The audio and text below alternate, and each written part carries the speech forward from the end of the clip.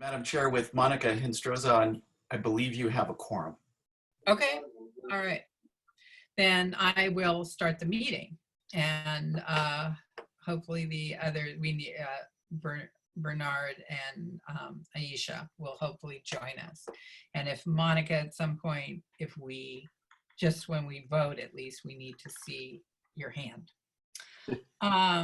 So the first thing I'm going to do is ask, and this I will need, is for people to review the agenda, which was sent. Does everybody who's a committee member have the agenda? Yep. Yes. Okay. Sure. If you'll just take a moment to look at it, and then well, our plan was to just let you show us your hand like that if you are willing, you know, yes or no, which way, so we could count it and we wouldn't have to deal with the technology of whatever. So Monica? Yes, can you hear me? We can hear you. Would it be possible that at least while we're voting, we can see you? Let me try. Okay. And yes, let me ask if I can get some help with this in my house, and then I'll try. Okay.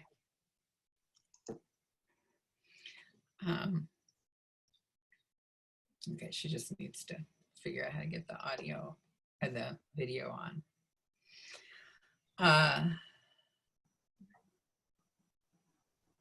Well, how many do I have here? Even, why don't I go with this vote, because it's, even if she didn't approve the agenda, that the quorum, there'd be a majority one way or the other probably. So I'm gonna just go ahead with the review and approve of the agenda. So all those who are on the committee who approve the agenda, can you do like that for me? Okay. All right, great. All right. So we'll go with the agenda as outlined, and we're ready for public comment. Is there anybody from the public who would like to comment? Hey, Bernard.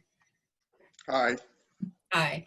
We just reviewed the agenda and approved it, but we're waiting to see if there's any public comment, and I'll give it a minute in case there's somebody who's trying to figure out how to do that. Okay.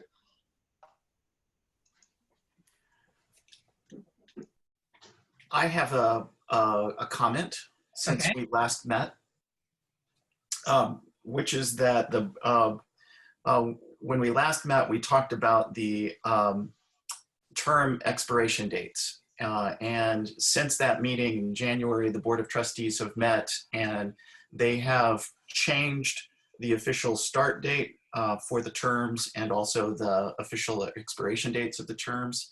So it was previously in the middle of March, and now it is through, everybody's term is through June 30th, and the start dates are always July 1st. So when we drew the straws and determined whether it was a 2020 or 2021 expiration dates, the years are still correct, but the dates have changed from March 30th through, or March 31st to June 30th for your terms.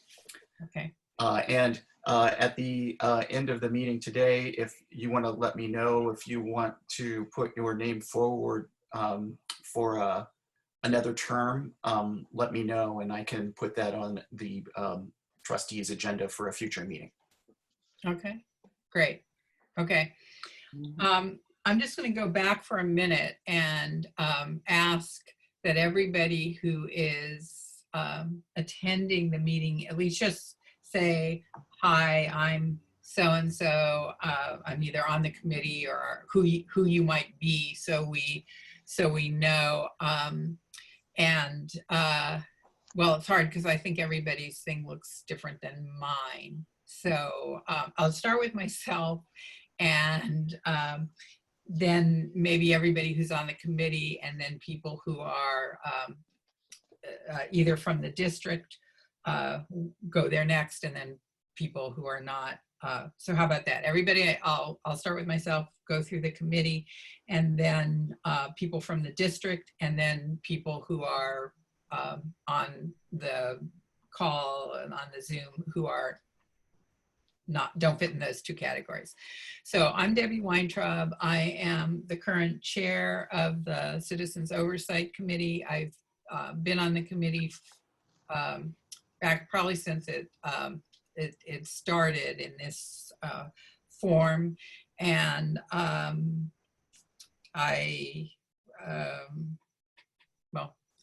think I have a long history with Peralta, as both I actually went to school at Laney for a while, but also as a faculty member and union president. So I'll leave it there. Zach, do you want to go next? Yeah, my name is Zach Unger. I've been on the Oversight Committee as long as Debbie. We joined together. I'm the president of the Oakland Firefighters Union, and I have a couple of teenagers who are taking classes at Peralta online right now. Hey. I should say that I come here because I am part of the Peralta Retirees Organization, and that's why I'm on the committee at this.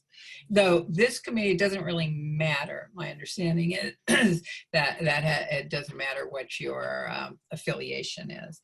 So Bernard, do you want to go next? Yes, I'm Bernard Ironwool. I am a new member on the committee. I am a retired a CPA from the California Public Utilities Commission. Great. And Oscar? Hi, I'm Oscar Porter. I'm a retired higher education administrator, and I'm a member at large from the community. Great. Monica, do we have you at least audio? So my name is Monica Nestrosa. I'm a resident of Oakland.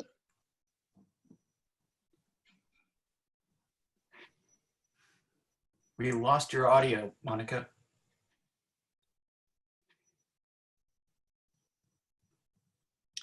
Okay. Well, what I suggest is we come back to Monica at some point when maybe she straightens out the audio portion there. All right, and so those are all, well, Aisha has not joined yet, so that's the only other voting member of the committee. And I don't know, Oscar, if you also noted that you were the vice chair. Yes, I should mention that, yes. Yes, okay. So now let's go with the staff from Peralta. Is this lovely woman here, Carla? Are you Carla? Okay, hi, nice to meet you. Hi, nice to meet you too. I'm Carla Walter. I'm the new Vice Chancellor of Finance and Administration at Peralta, and I'm very, very happy to be a part of this group and the Peralta District as a whole. When did you start, Carla? See, March the 16th was my first day. Oh, perfect. Which was right after we started sheltering in place. Okay. Oh my God. That's right. Have you been able to leave your office ever since? No. Adil, do you want to introduce yourself? I'm Adil Ahmed. I'm from the finance department. Okay. And Mark, one of our co-hosts too. Hi, my name is Mark Johnson. I'm the Interim Executive Director of Marketing, Communication, and Public Relations for the district. And I'm here to help communicate the good things that are happening around parcel tax to the community. And Richard. Hi, everyone. I'm Richard, the Executive Assistant in the Finance Department, and I'm just here to take minutes. Be very helpful. Okay. Jennifer, do you want to just give a shout out to us? Sure. I guess I'm a district employee. I'm Jennifer Shanowski. I teach chemistry at Merritt College normally, and I'm president of the Peralta Federation of Teachers. Shirley. Okay.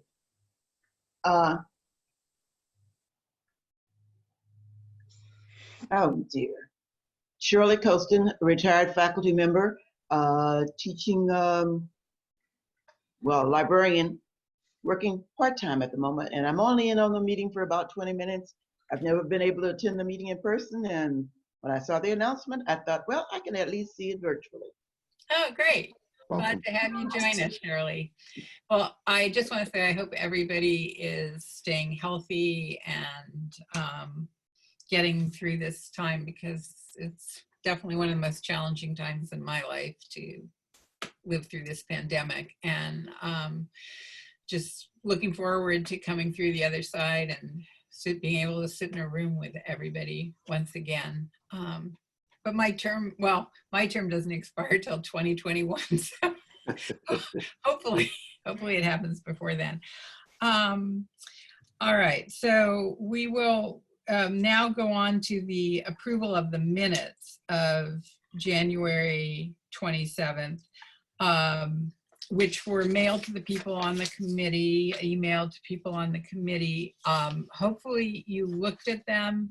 Does anybody have any additions or changes or corrections they would like to make to the minutes? And I'll give you like a minute just to refresh, look over and see.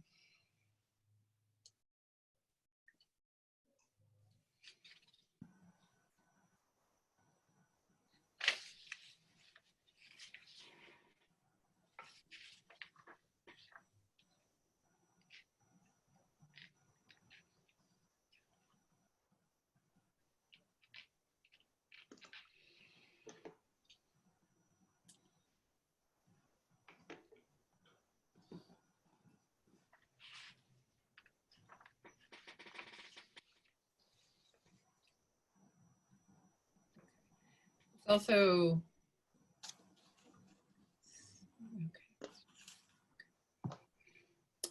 okay. Does anybody have something, any additions or corrections or something you would like to comment on about the minutes? Okay, seeing none. And for Monica, I guess if I hear something. Monica, are you with us? She's on, but she looks like she may not be able to speak, just in case. And she's muted, but there, she might be available to speak now. Is my audio back on now? Yes. Yes. Okay, Great. I'm still Great. here. Thank Okay, great. That's wonderful. Okay, so anyway, but Monica, you weren't at the last meeting, so it'd be hard for you to think about the minutes anyway. So for, I'm gonna do another hand thing again. This is all I'm asking is if you want to approve the minutes as given to us, please just put your hand up like this so we can see it. Okay, so there's four. Okay, so minutes approved as written. All right. So I was going to just ask if somebody from the district might want to just do like a 5-minute or something, just an update on the district, particularly as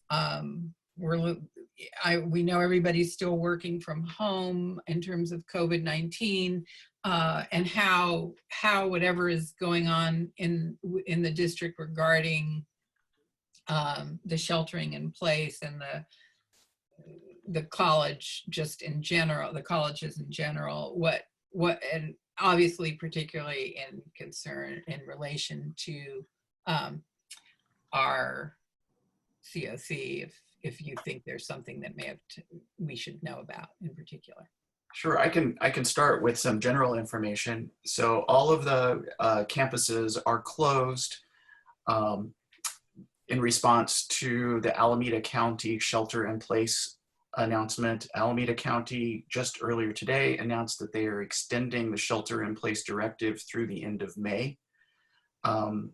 Our faculty, classified staff, and administrators have done an amazing job of getting the curriculum shifted to online and remote instruction environments. Big shout out to the faculty for doing a fantastic job working with students to transition to online and remote modalities. It hasn't been easy for anyone, but most of the classes have been able to shift to that type of teaching environment. We did a survey of student technology needs, understanding that equity is a real challenge in this district, and we've ordered 9,000 Chromebooks. We've received the first 1,000 Chromebooks, and they've been distributed to the 4 colleges for distribution to students. So that's progress on that front. We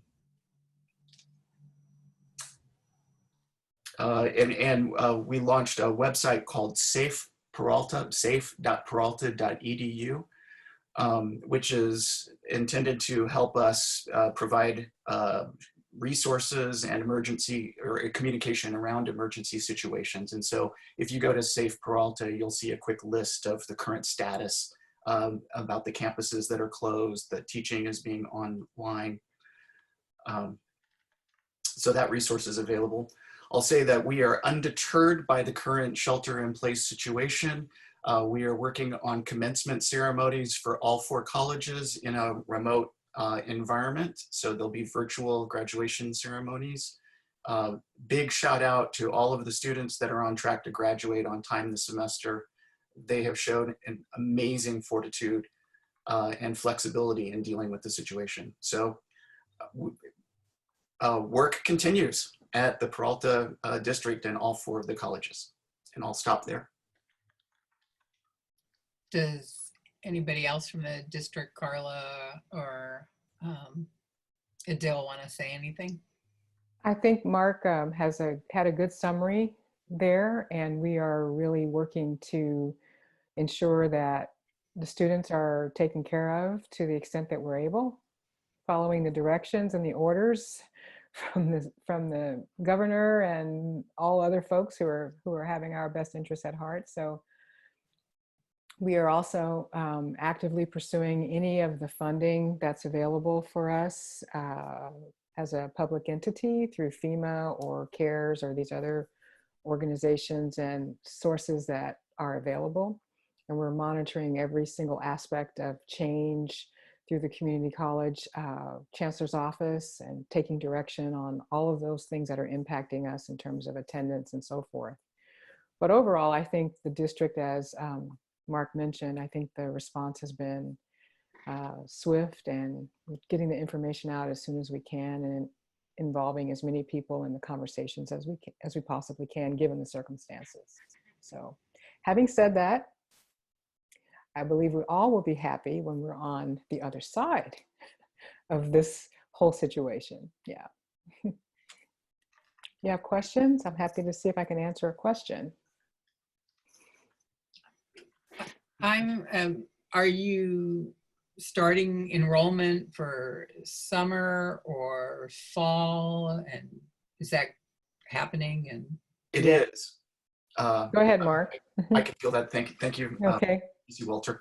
So yes, open registration started on April 17th. We are offering summer classes all in online and remote format. So we built the summer schedule without face-to-face instruction because we understood that the shelter-in-place situation was likely going to continue. Enrollment is open, and we are doing all that we can to encourage people to sign up. Same thing with the fall. Enrollment is open. There's still some face-to-face classes that were built into the fall schedule. We're optimistic, but with the experience we had this spring, we know if we need to make changes that we can at some future time.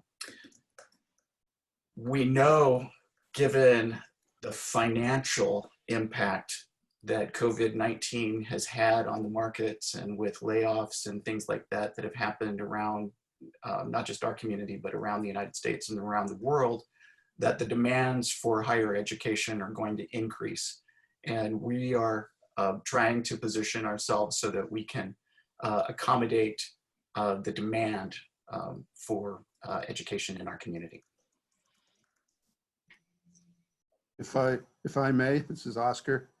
I'd be interested to know if you have any sense of whether you've reallocated, redistributed, used parcel tax funds other than ways you originally had intended because you have moved to an online environment.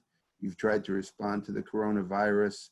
I'd like to, if someone can, get a handle on whether there's been any change in the allocation and expenditure of parcel tax funds as a result of the coronavirus situation. Carla or Adil? Sure, I can start on this and say that, to my knowledge, we have not used the parcel tax in response to the coronavirus pandemic, and I don't foresee that happening either. But Adil, perhaps you might have something to add. Is Adil still there? I really have nothing to add. We didn't use anything about the parcel tax, so Right. this time, yeah. Okay, great, thank you. Okay. I mean, I'm going to assume that meaning in addition, nothing other than what it already has been designated for. Right. I'm assuming that whatever places the parcel tax has been allocated for whatever uses, that those are continuing. It's just nothing additional, or which is, I think, what Oscar was asking. Yeah. That's correct, yes. Okay. Or for purposes, because it's an emergency situation, for purposes for which the tax may not have been originally intended, was the other part of what I was after. Right. We haven't changed the intention or the actuality of the uses. Great. Yeah. So yeah, we're good there. Thank you. Mm-hmm. So I'm just curious, the 9,000 Chromebooks, were those mostly donated, or? Well, would you like me to answer that one, Mark? Either way, I can field that if you want. Go ahead. I'll back you up if you need anything. Yeah. Mm-hmm. So we looked closely and worked with Vice Chancellor Lee Sada from the Department of General Services, and it was determined that that kind of expenditure is something that's fundamental for teaching at the district. It's almost a structural need. So legal determined that we can use bond funds for the computers. Bond, you mean not the parcel tax? Not the parcel tax, the bond measures. Oh, interesting. That's interesting. I was also going to say that I get this thing from the Peralta Foundation, and I see that I've given money and they're raising money, and some of what I saw they were raising money for was to provide internet access, or it says $150 can provide one student with a Chromebook. So I don't know if the foundation is also supplementing the Chromebooks or not, but I just got this thing and I was noticing that they're asking for money for Chromebooks. But, okay, that's great. I mean, it would be wonderful if every student at Peralta had access to technology. It would begin to level the playing field, which would be really nice. Okay. So are there any other questions people want or things? Okay, seeing none, let's move on then to the next item on the agenda, which is the presentation of the draft document of gathering and reporting information, which is, and looking at the minutes from last time, the thing that we really wanted to focus on was a consistent format for both receiving and reporting information to and from the COC, and to have sort of a consistent set of information that we were getting, so that we didn't always, and whether we spoke with district people or faculty or students or community people or whatever, that we would have some sort of format for what kind of information we were looking for, and a way for everybody involved to receive the information and report it back. And I know that I met with Oscar as the co-chair and shared some of my thoughts and what I felt was really important, some of which is on the back of our meeting from what Richard reported in the minutes.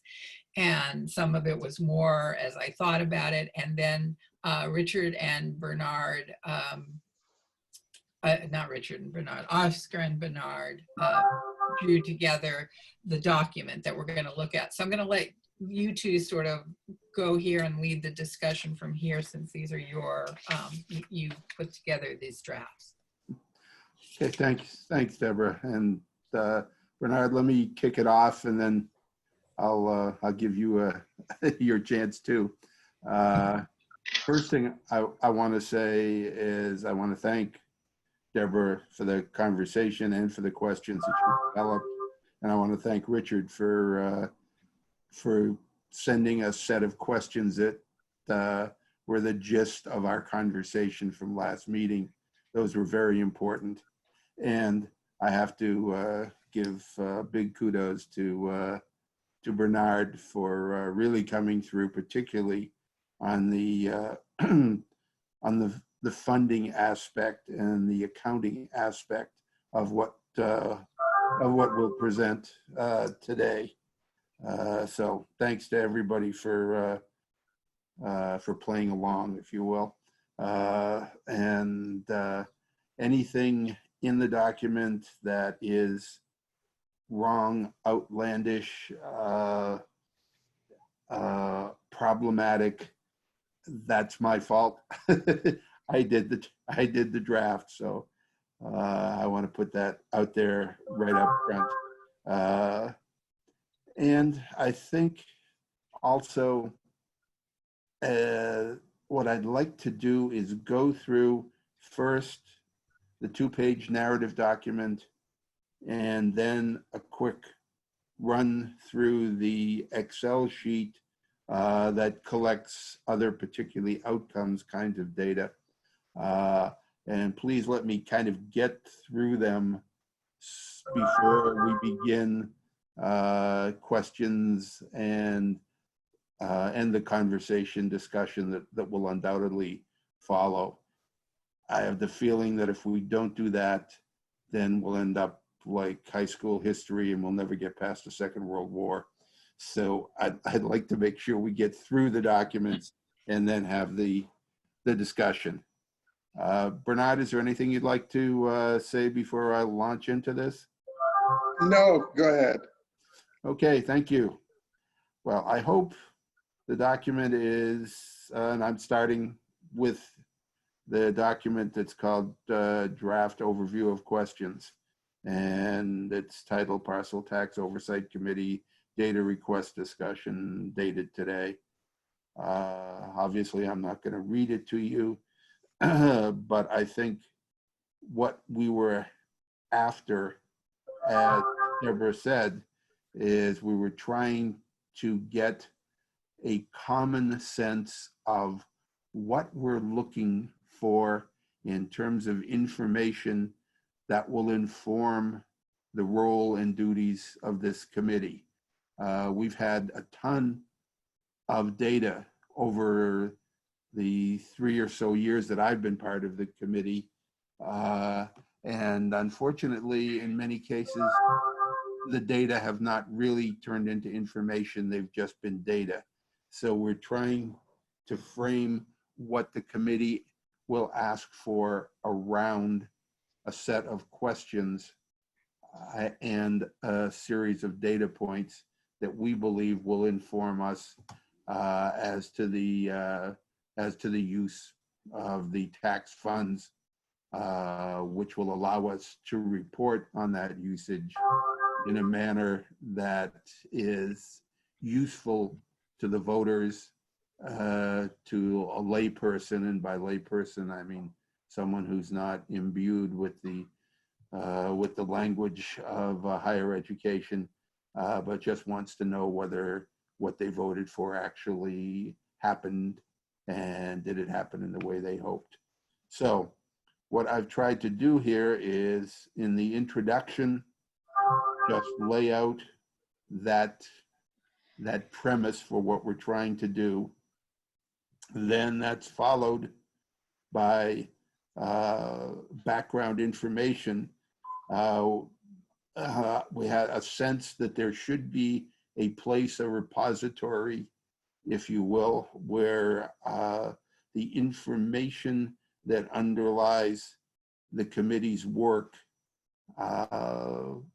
could be found by anyone who would wish to have that information.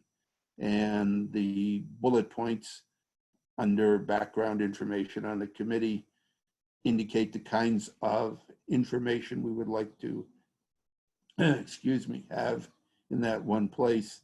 Pardon my voice if it starts to go. I haven't talked to anybody for a month. So those points, I think, are pretty straightforward, and they're things that by and large we already have. If we add to those the annual committee reports that are submitted to the Board of Trustees.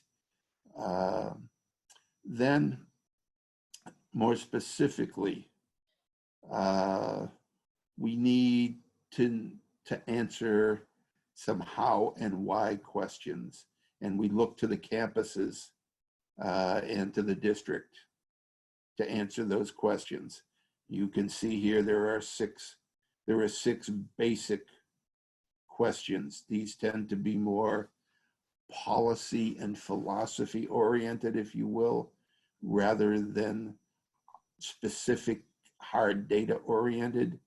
We want to know about goals. We want to know about the criteria that underlie those goals, where the money was spent, how its impact is being assessed, and what those outcomes, how those outcomes, let me say, are related to student success and how that's measured at each institution, and what impact has the parcel tax had? That's the fundamental question. And that information would be supplemented in a couple of ways. One is listed here. The committee itself is interested in engaging directly with campus faculty, administrators, staff, students, community members to get comments on the application and usage of funds. We may want to see fund activity up close and personal. Funds are being spent for such and such an activity. Members of the committee would like to feel that they could see those activities being undertaken, so we'd have a better sense of how the funds are being spent. And in lieu of actually going and observing, we might also like to collect some information through surveys on campuses regarding issues related to the parcel tax. We do not intend here to be so intrusive that we upset the activities of colleges, their staff and faculty or students. but we believe that it is important for the committee to have not only a paper sense, but a live, if you will, sense of the use of the Parcel funds. Then we have some specific areas, and Bernard, you may want to back me up on some of this because it's Bernard's expertise that helped me to formulate the remainder of this second page of the document. And this really talks in considerably more detail about the actual movement, application, allocation of funds. You may notice in the first section, parcel tax revenues, Chancellor's Office. We've suggested a flow chart to illustrate the process so that we can understand how the parcel tax money moves and is allocated in a visual mapping kind of way. It's one thing to read all the numbers.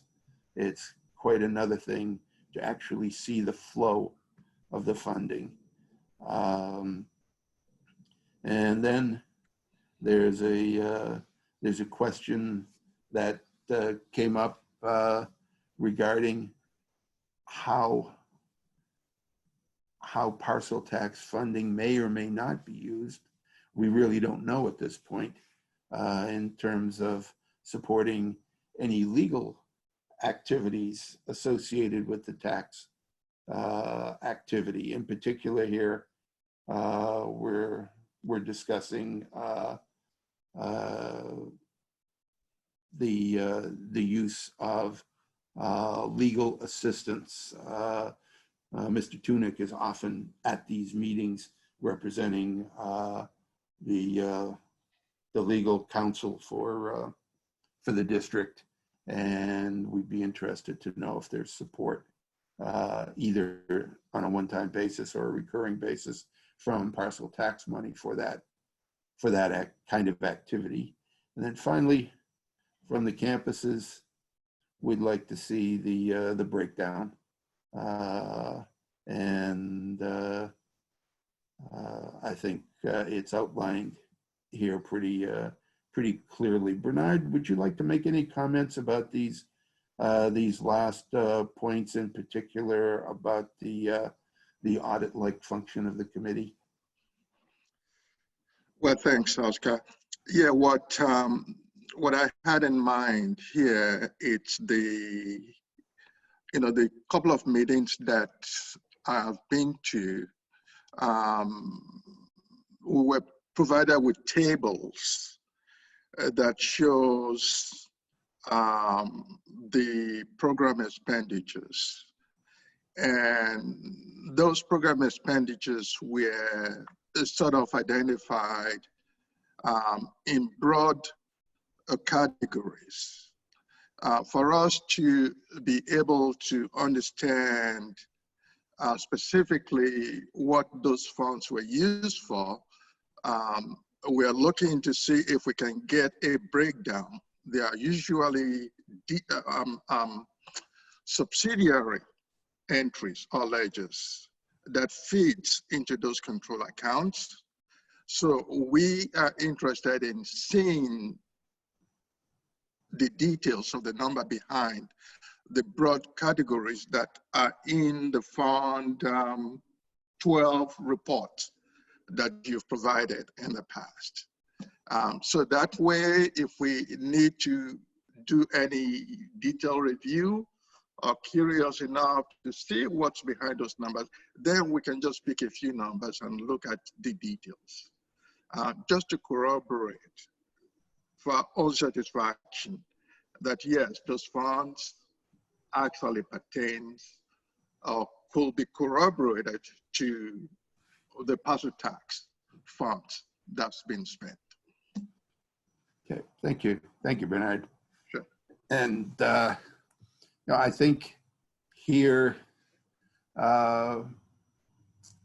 we know we're already getting some information from you, but we want to be sure that it comes in a way that relates directly to the questions we might have and provides us with information that we can readily apply to the philosophical and the policy questions that we've asked in the early part of this document.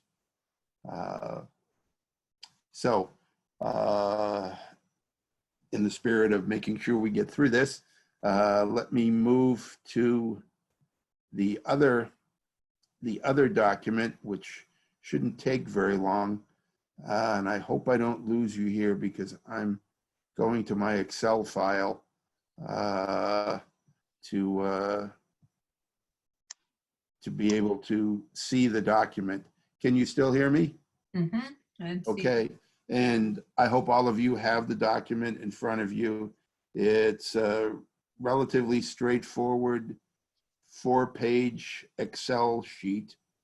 The first page says campus parcel tax expenditure by use. And that's the report that Bernard was just referring to and outlining. And it's the report that we traditionally have gotten. We do need to know how each campus is spending its money. So we do continue to need that report, as we've indicated. So that would go as the first sheet in this 4-sheet data collection process. Then what I've done is I've tried to separate outcome and other data so that they're manageable sheets. So I have one sheet that relates to classroom-based information, another that relates to non-classroom based, and a third that relates to student outcomes. These are all efforts to collect data which would tell us about the impact of the parcel fund usage. So the second sheet in this Excel file is campus report classroom. And what I have done is I've taken the 3 areas that were discussed in the parcel tax language and added an additional area for other fields if funds were used elsewhere, and have looked at faculty, full-time, part-time faculty and instructors, instruction assistants, and tutors, each category as a place we have seen funds spent in the classroom from the parcel tax group. And what I've asked for is simply a base year number. I think we could discuss what the base year might be. I would define the base year as the year prior to the tax fund, to the parcel tax fund dollars being applied, and then current year. So it gives us a quick count on differences in numbers of faculty, instructors, assistants, and tutors in the years where there is support from parcel tax versus a base year before there was parcel tax. So we can see what's actually happening there. It's pretty simple. It's just a counting mechanism. The next page is a classroom report. And again, in this case, non-classroom. And these are my definitions. They may not be yours, but they may not be the district, so we may have some discussion about that. But I have counselors, and I'd like to know what field. Are they transfer counselors? Are they basic skill counselors? So which ones are in subject fields? Which ones are devoted to transfer? Which ones are devoted to basic skills? How many in the current year versus a base year? And then I'm also asking here for how many hours are they spending? So have we seen, and what we're looking for here is, has there been an increase in the number of counselors and or has there been an increase in the number of hours of counseling? Same situation for librarians, for health staff. We had a long conversation in one of our meetings about the whole student philosophy of the district, which would include students' health, among other things. So at least at that point, which was a previous chancellor, but there was the argument that parcel tax funds could be used for things like nurses and other health staff support because it would help with the situation for students. And then if funds were spent otherwise, again, what was being spent and how many and how many hours on each. And then finally, in the last of these pages, I'm looking at outcome, tax supported fields. And so how many classes or sections were there in the base year? How many in the current year? How many students in the base year, in the current year? What was the enrollment base year, current year? And then what about the completion rate of the courses, base year, current year? The number of students who completed base year, current year. And then finally, transfer rates, base and current, number of students, base and current, again, in those fields supported or intended to be supported by parcel tax funding.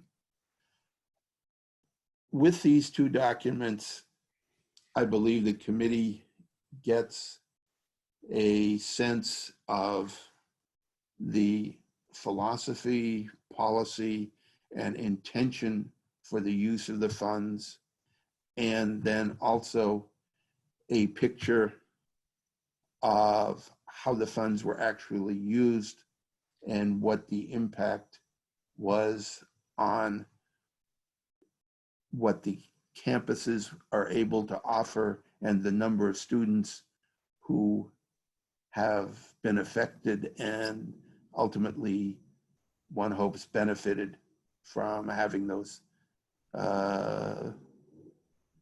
tax dollars applied. So again, first draft, you may have noticed on the narrative, motorcycle going by my home.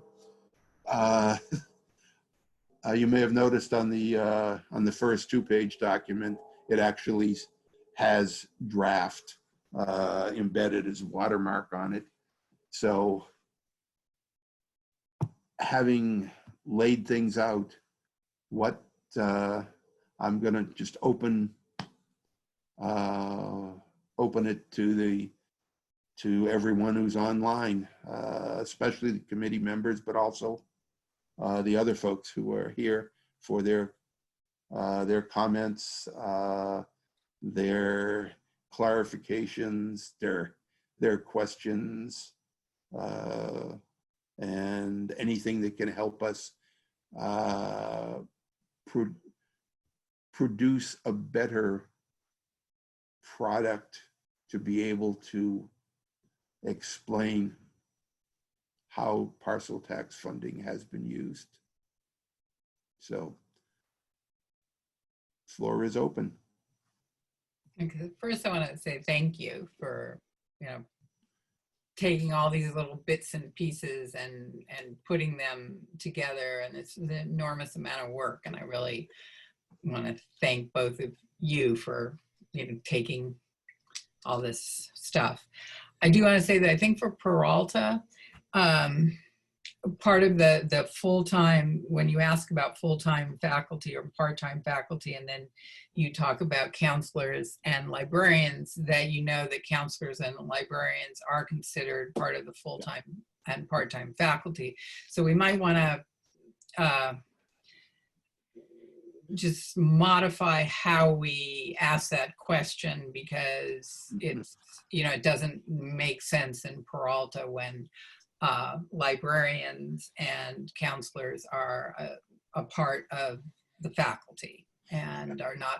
I was more interested in function than job title. Right. And I wanted to be sure we were capturing the classroom and things that happened outside of the classroom. But I understand what you're saying, and that comes from my ignorance of the structure within the Peralta district and within the campuses. Yeah, I think it can be modified. We can modify the language a little bit so it becomes clear. But I know for accounting in Peralta, if you ask how many full-time faculty do you have, the counselors are going to, and librarians are going to come in on that count.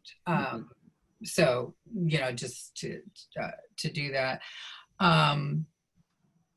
The one other thing before I forget about the student outcomes, I wasn't sure if you had put in there number of sections, because to me that's very key. Yeah, at one point there's oops, there we go. I gotta on. Let's see, okay. If you'll notice on the 4th page of the document, the first set of data where it lists the supported fields, then the next column, and it's column G, says classes / sections.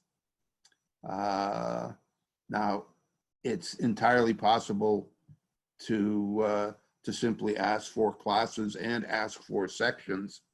I happen to put them together, and that may not be the most accurate or useful way to present them. It would certainly be easy enough to separate classes and sections as their own items, or classes and then sections within classes could be structured. So I could rework that, certainly, if that addresses what you're trying to get. Well, yeah, I mean, I think the number of sections, like if you have, I'll just say like English 1A, and if you offer English 1A and you offered it before and you offer it now with the parcel text, the question is, were you offering 20 sections of English 1A and now you're offering 10 sections, or you've increased it? Yeah, and that's exactly what I want to get at. Yeah. Because I think that's really important, and I think we want to know, I think, perhaps that's the idea, or are they offering sections with 45 people in them, and when they could have maybe with parcel tax money offered it with 18 people or so. So I'm just saying that the sections seem important to me in terms of looking at not just the classes, but the sections. So. Okay. Okay. So anyway, but Thank you. No, that's good. Any way we can clarify this, the better. As I said when I send it out, I have little ego involved in this. The main thing is to get a good document to get us what we need. Very pleased with everything you've done here.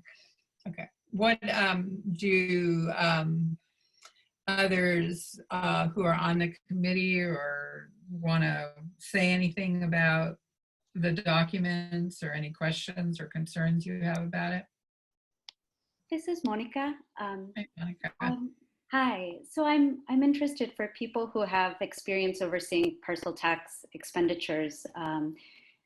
Are there folks on the call who have experience during a prior recession or a state of emergency in terms of how to think about the baseline as well as any possible adjustments to the metrics and to thinking about what the impact would look like? For instance, I'm thinking about student course completion rates or even graduation rates and what it means for students right now who are seeing their jobs lost, who are having difficulty connecting online. I mean, even you saw my video, I have a degree and I'm still struggling to get my video to work and to fully connect online. So I just wonder, how can we think about these metrics in a way that both honors the reality of students, the faculty, the colleges, and that also does a good job of tracking, because this is a great framework.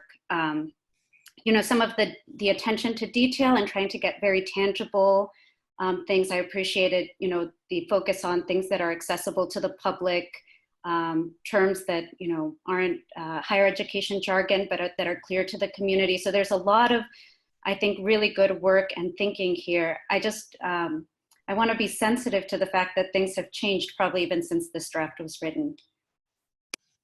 Mm-hmm. I think that makes a lot of sense. Things do change. These documents are written more in the context and language of higher education, I think. And I did that intentionally because I was thinking about my audience for collecting the data. I think we as a committee would want to present the data publicly, perhaps with a somewhat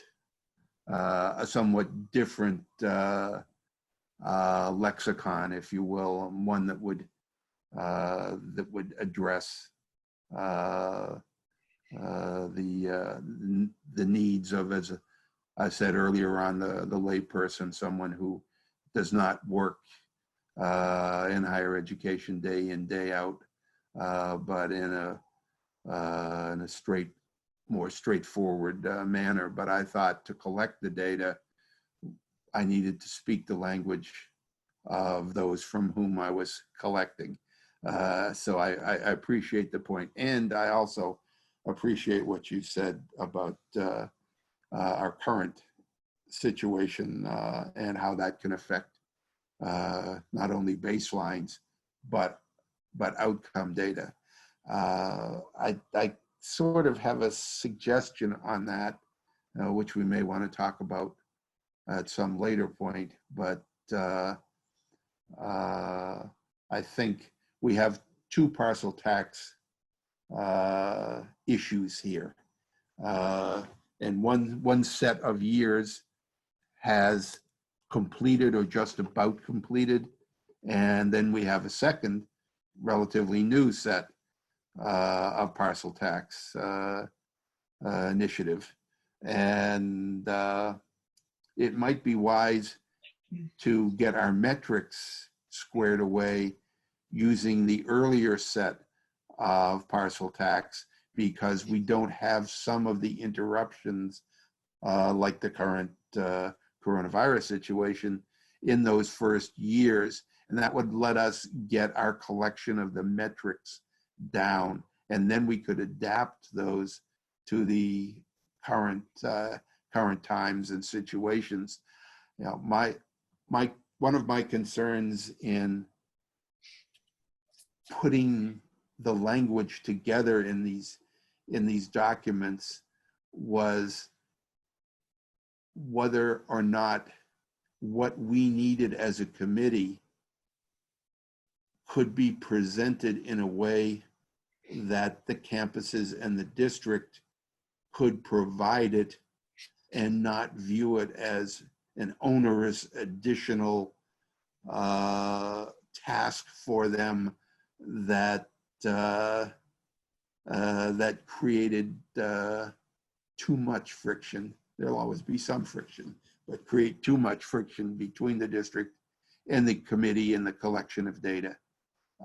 So, you know, I'm interested in not only the committee's response, but I'm interested in whether the district sees the kind of things that we're asking as readily attainable. And I remember from our conversation at the last meeting, and I think it was Jennifer, I think you were there at the last meeting, and you expressed some concern about whether campus administrations were in a position to respond to some of the questions that we were asking, because it's just not the way they either collect, house, or think about data. So I think that still remains an issue. I think we've asked for what we need. The question now, in addition to the kind of clarifications that Monica just offered us for ourselves, is also to know whether the district believes that they can provide these data in the manner that we're requesting them. And I may have gone off on a tangent there, but that was something that's been in the back of my mind as I put this together. Yeah, So I don't know if, oh, sorry, Debbie. Go ahead. Please go ahead. I was just going to say, yeah, I agree. I think that data still isn't available. I think Adil had mentioned that they didn't have that for us yet either. And we haven't seen those reports. So, I mean, my understanding is that parcel tax money is still being used in the same fashion that it has been. Well, what we what we need to know is what's the fashion. So, Well, I mean, not necessarily for instructional costs. so I guess I feel like as the committee, we have a right. It's our obligation and our right to say this is the information we want and we'd like to see it this way.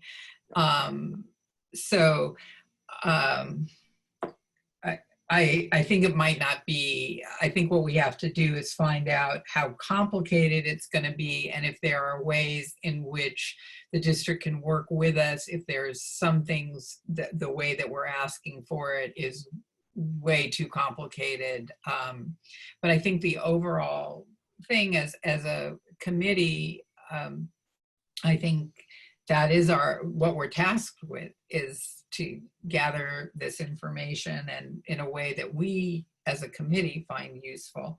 I do think that, Monica, you made a very good point. Somehow in all of this, we have to figure out, I mean, the COVID-19 is a whole other, that's gonna, this year, certainly this last semester, is going to look very different. Just, I mean, we're living through a pandemic, and it's going to be reflected in everything that we see, and that'll obviously have to be taken into account somehow.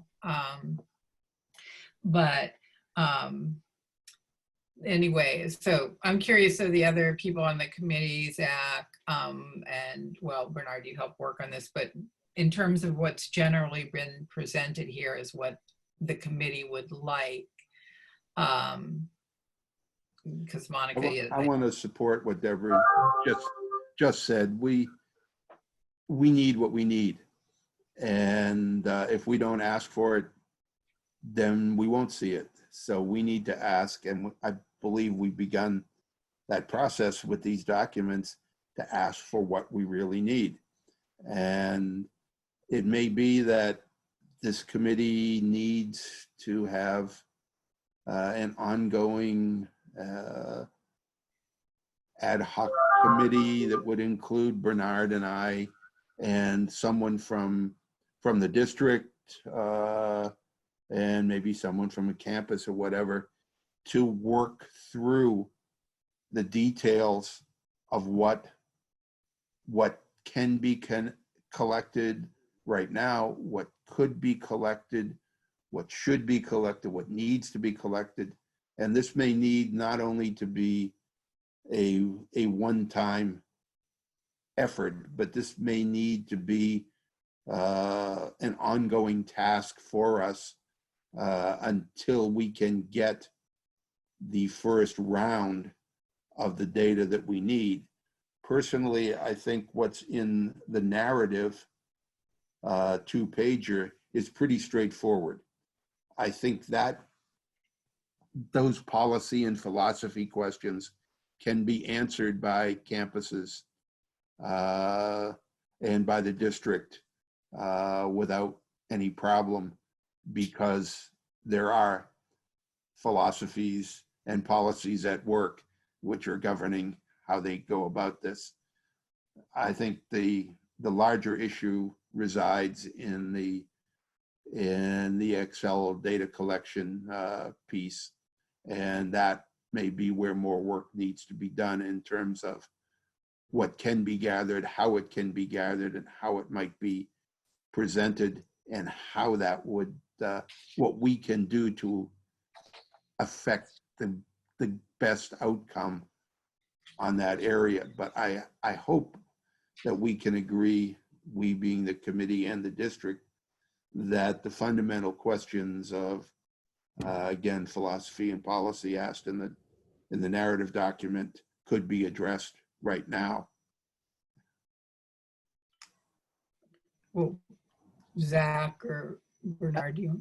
I mean, I really appreciate the work you've done on this. I mean, our consistent problem has been that the data shows up in a different format every time, and we don't know what we're looking at. We have no baseline to compare anything against. And so I am not the right guy to say exactly what data we need, but I just know that I would only really be able to understand it if I can look at the same things over and over again and again against each other. So I thank you for putting that together. And I think this is something that we should be pretty strong about in asking for consistency. Thank you. Bernard, do you want to add? Yeah, and I too agree with Deborah's initial comment and with Asha's comment also. These are information that we need for us to be able to do our oversight function, perform our oversight function. Personally, I don't think they're onerous. You know, I'll be available to, you know, I think Oscar proposed that also. I'll be available, you know, to meet with staff in case they need more details or clarity or clarification as to what it is exactly that we want. Available to meet, you know, if that becomes an issue. Great, thanks, Bernard. Sure. I don't want to be in this alone. So I think appreciate that. I also think, actually, I do disagree a little that the narrative is straightforward. I actually think that's one of the huger problems. What are the goals for spending the parcel tax money for the campuses? How were the goals developed? What criteria were used? Which I think are essential and important questions, but I actually don't think that that's going to be so easy. I don't think that process is so clear on every campus or at the district level. So I think we have a big job in front of us, and different people on the committee could take on, you know, maybe there's a couple of us who will take on the narrative and try and figure out exactly how we would work with the district to get that information. Some people can take on the spreadsheet. So what I think I would like from the committee, just looking at the time, is if there's a little more discussion, like another maybe couple minutes of discussion, and then to have the committee vote on whether basically this draft is the direction we want to go in, and knowing that we might need to tweak it. And then I'd like to hear some response from the district about some of the issues and concerns that they would have with these, so we know kind of how to move forward. So are people on the committee, are you feeling like you might be able to just vote sort of like, I would propose that the motion be that we accept the draft, the two drafts put forward to us as the documents we want to work with as a committee. So I need, I guess, a motion and a second, and then a vote.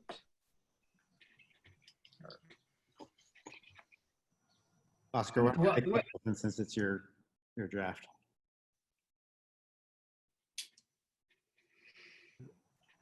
Okay, how about if I just, I don't know if this is Robert's rules, it's probably not, but I'm just, as the chair, I just need, like, if someone can give us a motion in which we agree the committee accepts the draft, the two drafts put forward.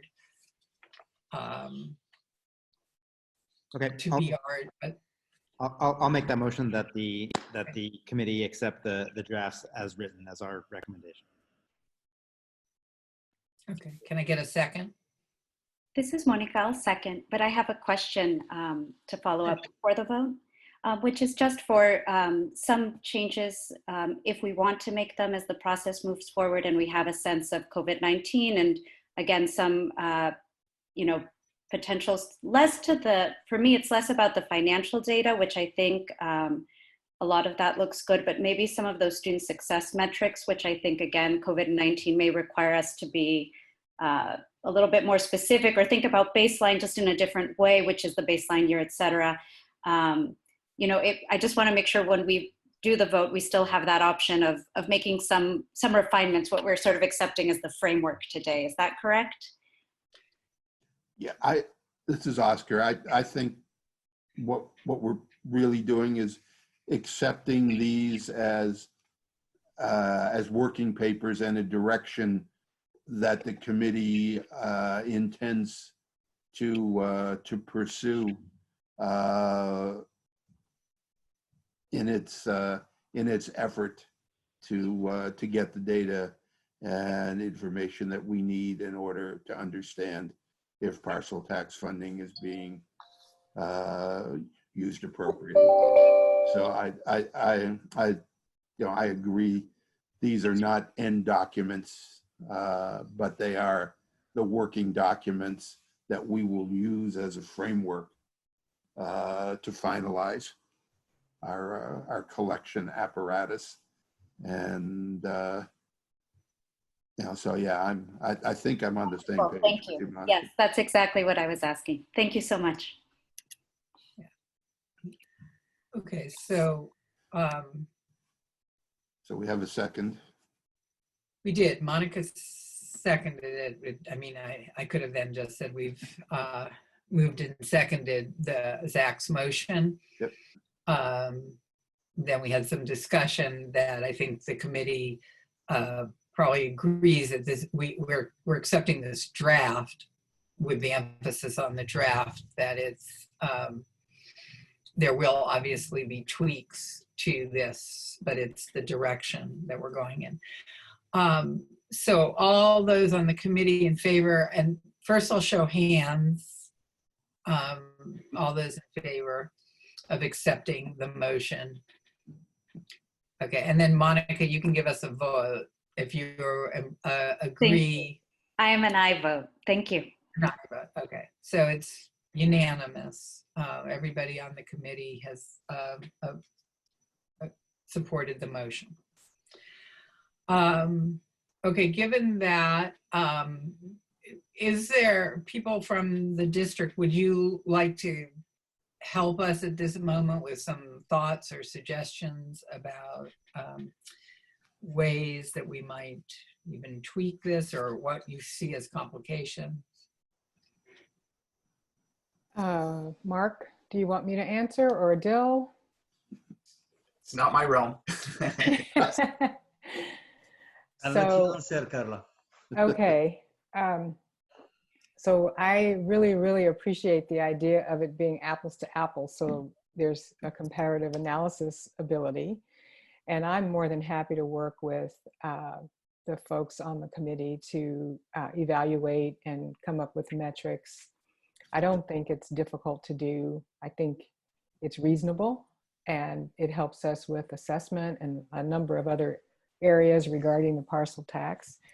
So my thought would be to first for us to take your template and bring it back to our office and have a conversation about it, and then we can set up a meeting and see where we can go and what frequency we can provide the information. I think it's perfectly doable. Perfectly doable, but not a perfect process. How about that? You're talking more specifically about the spreadsheet, correct? Mm-hmm. And if, you know, the timing, I mean, I was listening, and I think there's a... What's that? Don't know what that was.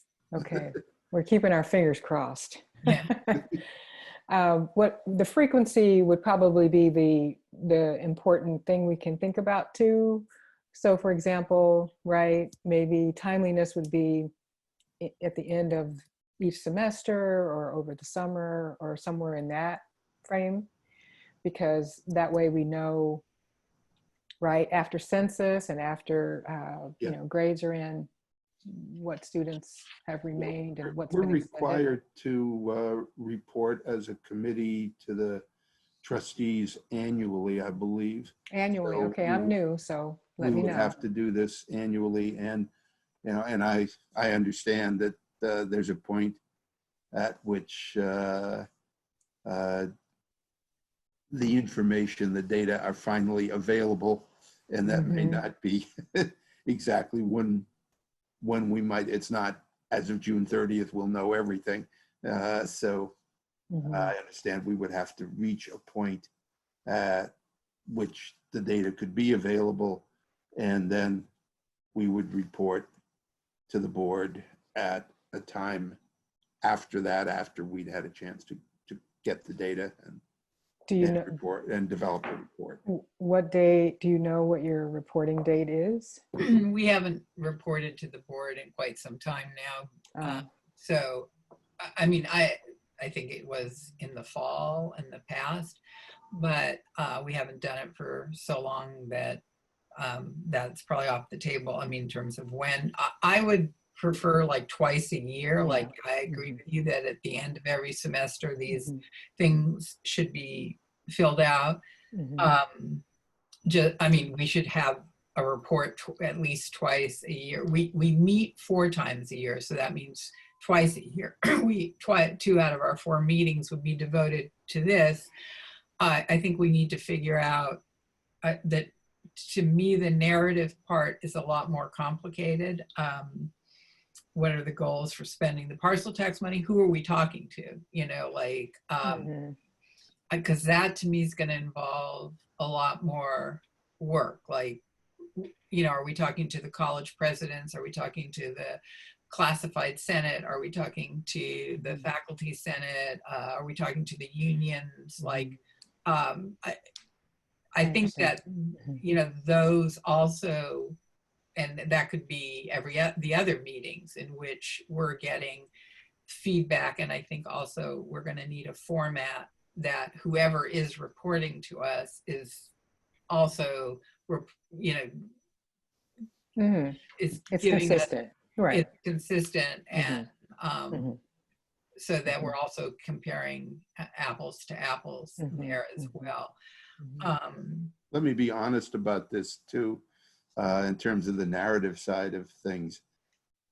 Part of what I was hoping would happen is if the conversations of key constituencies on the campuses were not coordinated to develop the plan for implementation of usage of the parcel tax funds.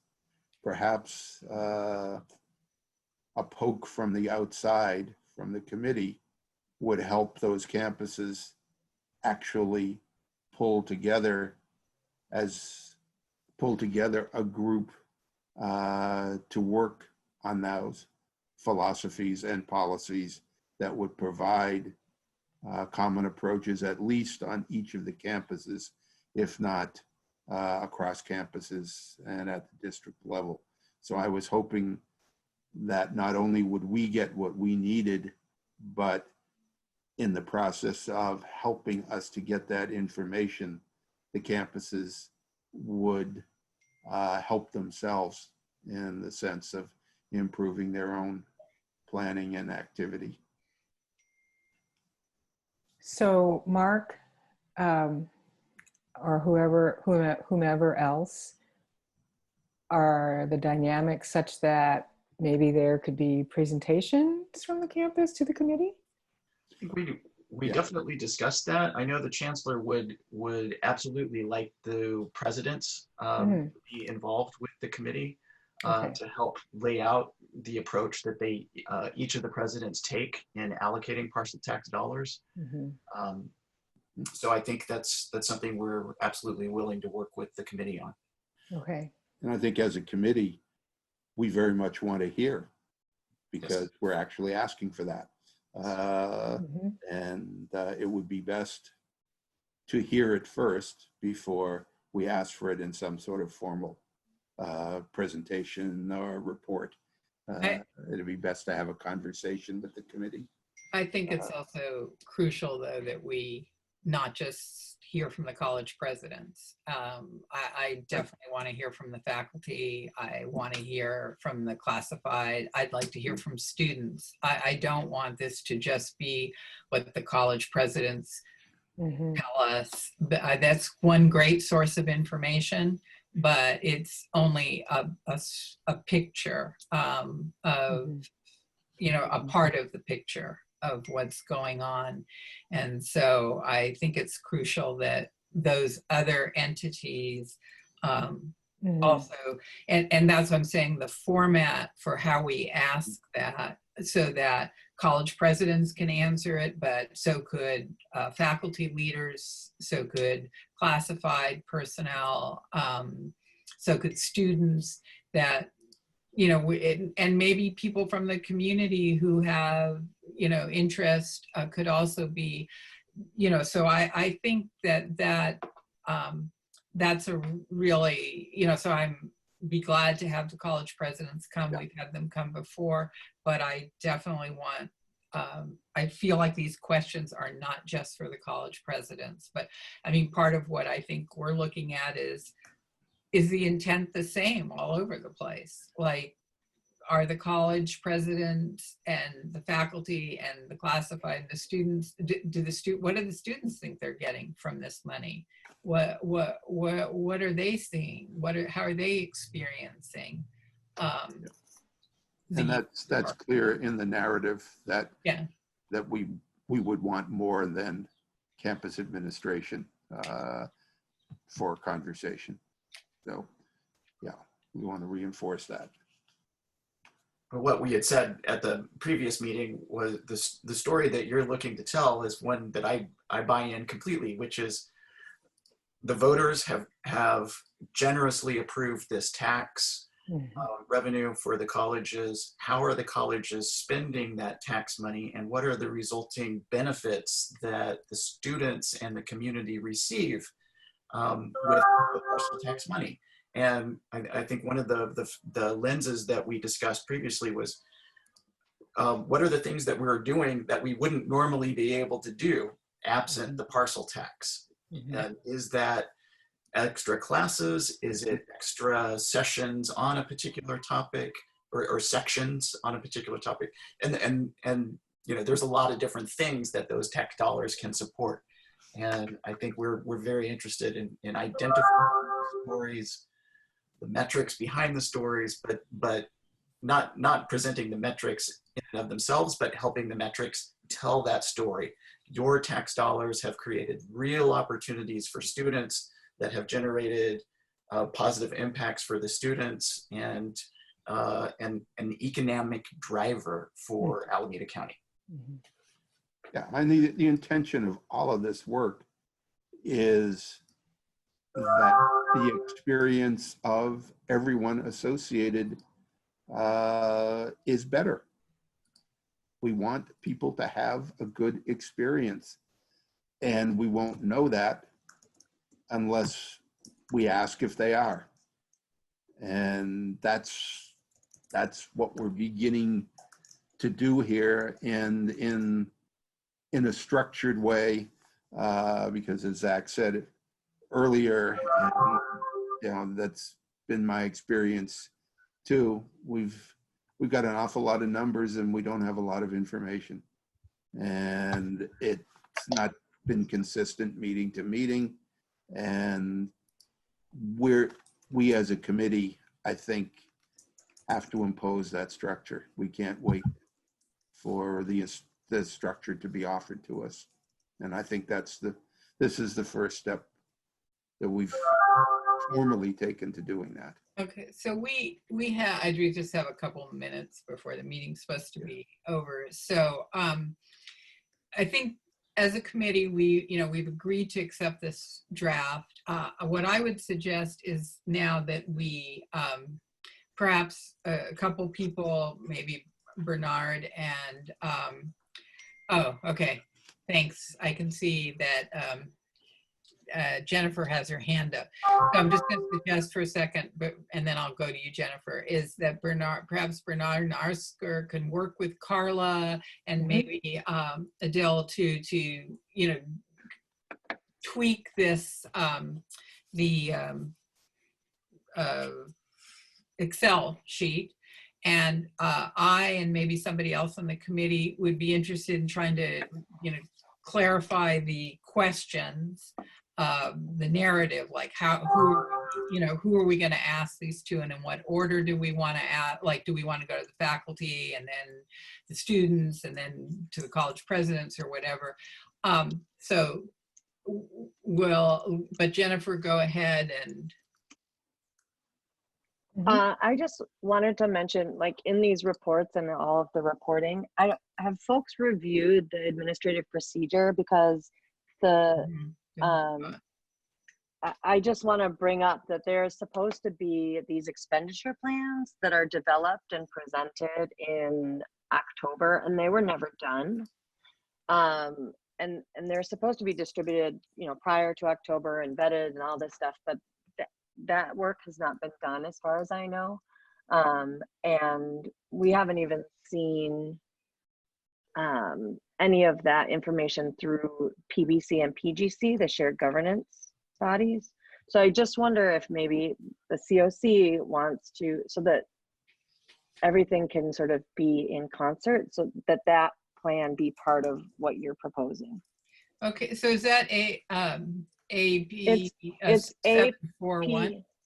Yeah, I'm Okay. happy to put the link in the chat if you'd like. Okay, great. I'll do that right now. And then I have to run for negotiation. So Okay. thank you for Yeah, taking my question. thanks for that.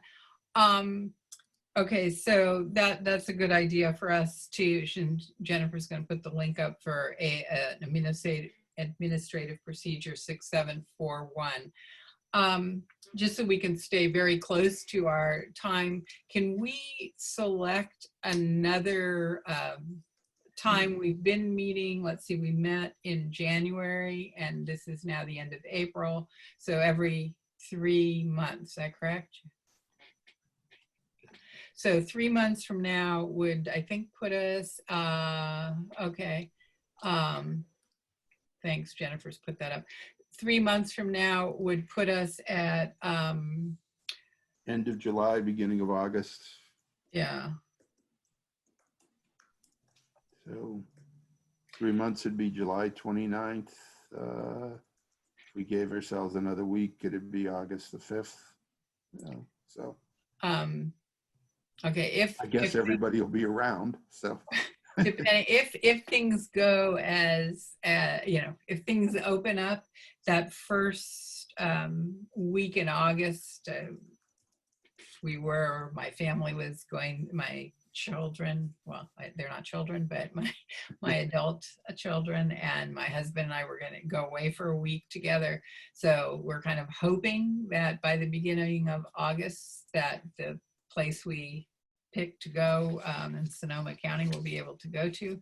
So if we could do the middle of August or the end of July, either way would be work for me. I have a preference for the end of August, or sorry, for the end of July. Okay. All right. So should we try for like July 29th and or whatever? I don't know. I have a well, let me look at a I've got the calendar. calendar in front of me. July 29th is a Wednesday, Okay. as today. And Okay. if we do the same time, Okay. will that work for everybody? Okay. So let's go for July 29th at 1 o'clock or 1:30, right? 1:30 to 3. And so the only other thing before we conclude right here is that Oscar and Bernard will make contact with Carla. Does anybody want to work with me? I mean, we can look at the AP 6741 that Jennifer just told us about, and maybe think about the order in which we want to ask these questions and whom we might want to invite to the next meeting. We may want to, for instance, invite some classified and faculty to give us the presentation, because we really haven't heard from that group at all. This is Monica. I'm happy to help. Great. Great. Okay, Monica. So I will, I have your email and I will email with you and we'll work some time out when we can communicate more. Is that good? That sounds great. Okay. I know we're all more or less around. So. And Bernard and Carla, I'll be in touch with you and we'll figure out time when we can talk. And Carla, I like the idea of you're taking back the documents and having you and your staff spend some time with them, and then we can move from there too. Okay. Yeah, sounds great. Okay. So once again, thank you, Bernard and Oscar, for getting this to the point where we could have a discussion about it.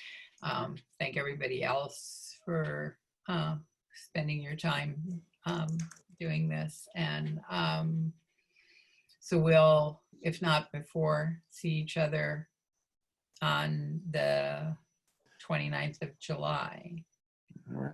Everybody stay safe. It'll be here before you know it. Yeah, I know. Okay, you too, guys. Okay, thank you. Nice to meet you. Bye-bye. Bye. Oh, do you have a question? During the meeting for me? So I'm going to end the meeting. Thank you. Great. Thank you, everybody, for joining Hey, us. guys, if Take you care. need me, let me know.